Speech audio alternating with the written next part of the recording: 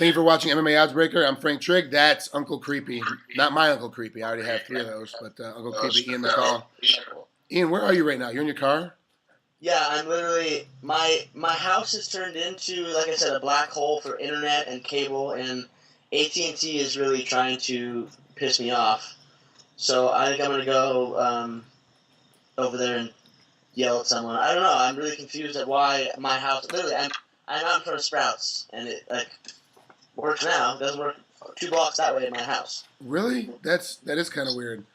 I don't understand why, for all the technology we have in the world, we can have these little guys sitting in Mexico, running a plane, doing stuff in the Middle East, and they have full control over it, but we can't be on our cell phone, inside of our house, and because it falls apart. I don't get it. Yeah, it boggles the mind. People it really bugs me. Like, come on, just share. Just give me some technology, please. All right. Just let me have a little bit, please.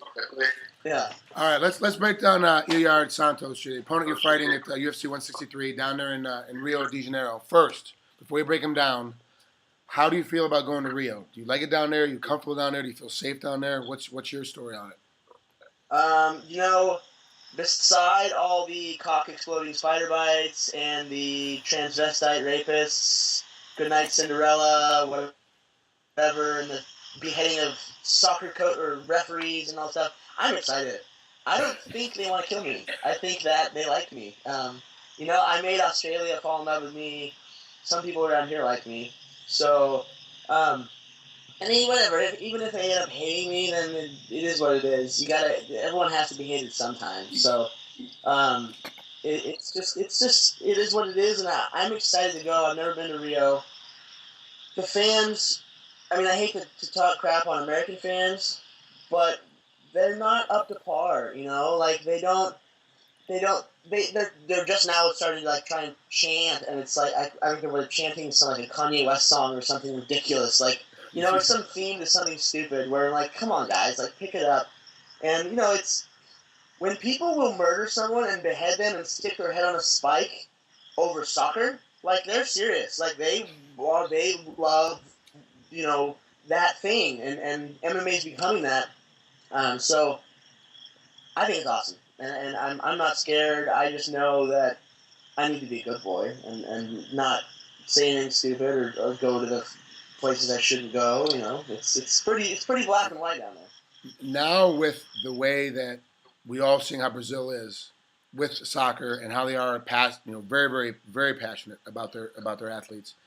Do you think Chael Sonnen could get away with the same speeches that he was throwing when he was getting ready to fight Anderson Silva the last time? Do you think he'd still be able to get down there and go down to Brazil and be okay? Or do you think there'd be an immediate, a hit put on him right away?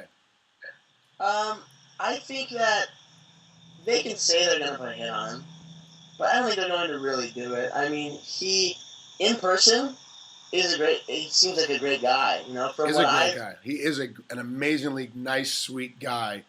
The stuff he does on interviews, it's amazing. It's a shtick. It's funny. It's really funny. You have to people need to lighten up. People need to that's funny. Saying the whole blow dart thing and double dwellers and whatever. It's funny. I get why they were pissed off, but they're not going to kill him over it. I mean, maybe someone had thought about it, but UFC's a machine, and they would never let that happen. They take care of us. Whatever we need, especially someone like that, is so valuable to them. They would never let anything bad happen.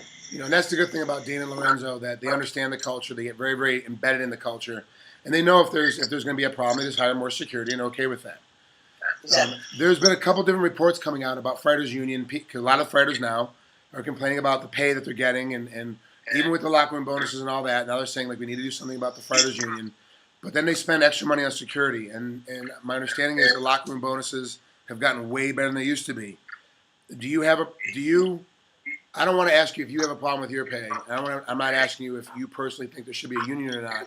But do you see from other fighters that you talk to and other fighters that you hang out with are having the exact same issues? Or we all wish we get paid more. But do you think that they're getting paid the amount that they should be getting paid, or do you think that everyone should be getting paid up a little bit higher? I mean, sure, it would be nice if we all got paid more money. That would be amazing.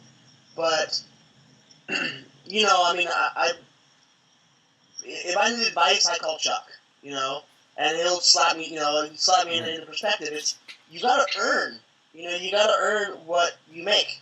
That's simple. This is, no matter how much you complain, it's not gonna change, like, they're not all of a sudden gonna add another zero to everyone's paychecks because they feel bad, For one, they don't feel bad. Two, they pay me great. I can't complain. Learn how to budget your money, I had someone very close to me squander all my money, female wife. But it's still is what it is. Like, she's gone now, so I'm figuring out how to save my money. It's what happens in life. Don't buy expensive stuff, or if you do, budget everything else in life. It's we're professional fighters. Use that to your advantage. Teach seminars, host parties, or do whatever it is that you're good at. If you're not marketable, then that's your fault.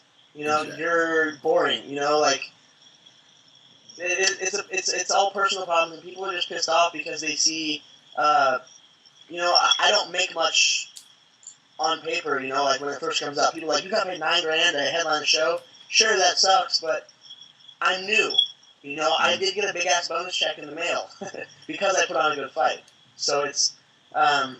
Just comes down to, you have to earn it, and the longer you're in the sport, the longer you can keep your head above water and not lose and not get kicked out, then the more money you'll make. It's like that in any job. You start off making minimum wage as a grunt in a company, and then you end up, if you work hard enough, you can become CEO. I know guys. Perfect example: Paul Gomez. Okay, started in the mailroom, working for a surf company. He left with Bob Hurley because Bob Hurley said, "This guy works hard." Ends up becoming one of the head people at Hurley, running the music division, doing all this stuff. Now he's at Progenics, but perfect example of a guy who started, some punk rock Mexican guy who had long hair and whatever, and now the guy is one of the most important, he never kind of stepped out of the surf industry stuff, but became one of the most important people at a big company like Hurley. It's how hard you work. Stop complaining and start working.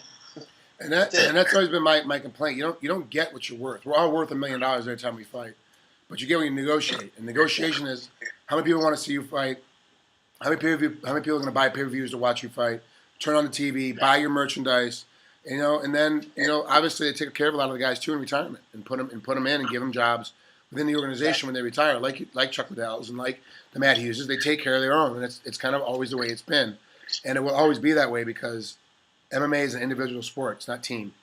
We get to keep what we kill, and sometimes you got to kill a bunch of guys to get enough to be able to survive and take care of your daughter. But that's just how it works. And that's the piece of life. Exactly. One last thing before we let you out of here. Break down your opponent, Santos, for me real quick. What do you see in him as you get ready to fight him?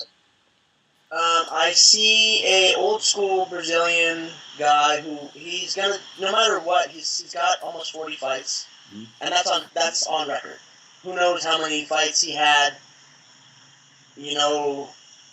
that aren't on there. He might have a lot more. You never know because, granted he could have been fighting taxi cab drivers. I know guys who have gone to Thailand. And you got Thai guys who fight 300 or 400 times.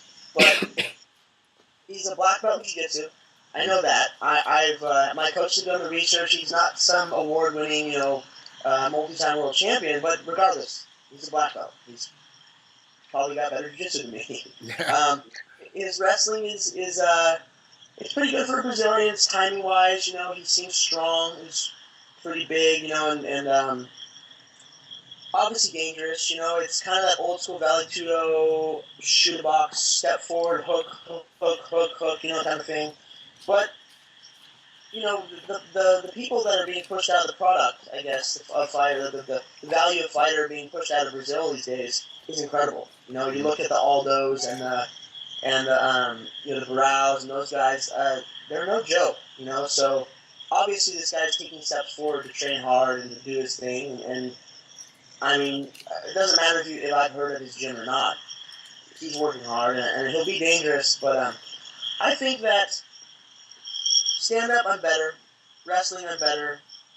Jiu-jitsu, he might have the upper hand, but this is MMA. I get to punch him in the face, and I haven't shown what I'm good at. I get, talk shit to all the time. And my coach is like, every time it goes to the ground in my UFC fights, I completely molest everybody. And I just haven't been doing it because, like the person I am, I want to knock people out. I want to show that I can make strides and stand up. Well, um, I've been trying to listen and been trying to, go back to how I used to fight and just get it done. My job's on the line. My livelihood is on the line. Um, if I lose this fight, me going back to a regional show, I don't know if I can ever do that again. So I got a lot to lose. I really have my whole life to lose.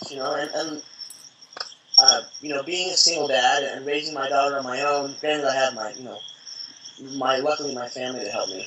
She's at my mom's right now. God bless my mom, but this is all I got. I don't have an education. I don't have this other stuff, which I'm guessing he has less. My opponent, he's from Brazil. It's a third world country. Not to say problems are any more problematic than others, but this is what I've got, and this is what I have to lose, and I'm not going to let him take it from me. Ian, thanks for coming on here with MMA Oddsbreaker. I appreciate it. Have fun the rest of the day. Kiss your daughter for me when you see her, and have fun down there in Rio. You'll like Rio. It's even with the cock exploding spiders and the raping transvestite hookers. It's right up your alley. You'll have a good time down there. You really will enjoy Rio, especially the way you fight. The fans are going to like you, win or lose. Those fans are really going to like the way that you fight and how respectful you are because you're a real athlete in this sport. There's very few of us left that know how to play this game the real way, and you really do. Thank you. Have a good night, bud. We'll talk to you soon. Yeah, cheers.